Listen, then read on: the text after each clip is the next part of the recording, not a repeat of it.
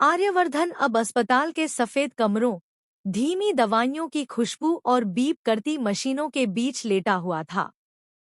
उसके चेहरे पर दर्द साफ झलक रहा था, थकान, टूटन और अंदर जमा हुआ सालों पुराना बोझ।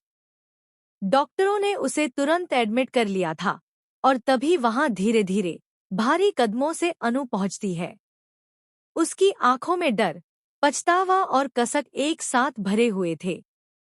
वह कांपते हाथों से सूप का कटोरा उठाती है और बहुत संभलकर उसे आर्यवर्धन के पास बैठकर पिलाने लगती है।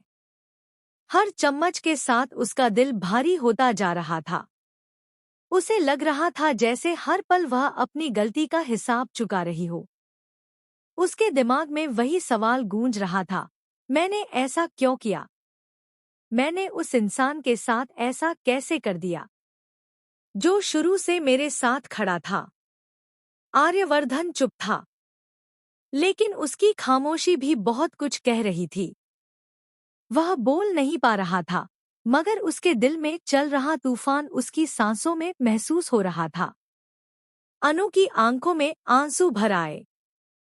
उसे याद आने लगा उसके गुस्से भरे शब्द, उसका रवैया, उसका गलतफहमी में लिया फैसला।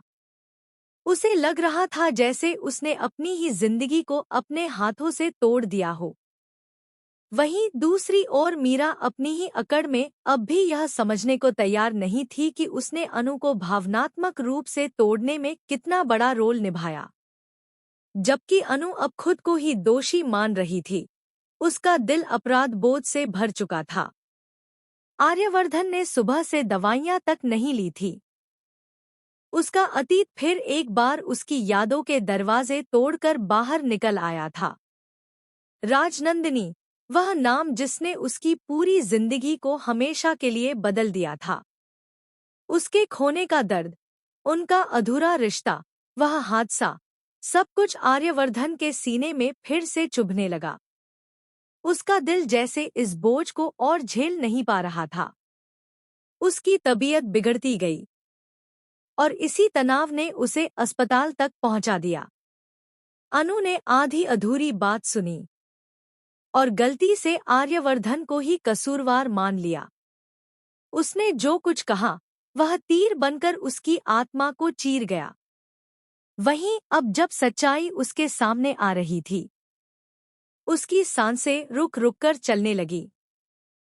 अनु को लग रहा था जैसे उसका दिल किसी सन्नाटे में डूब रहा हो।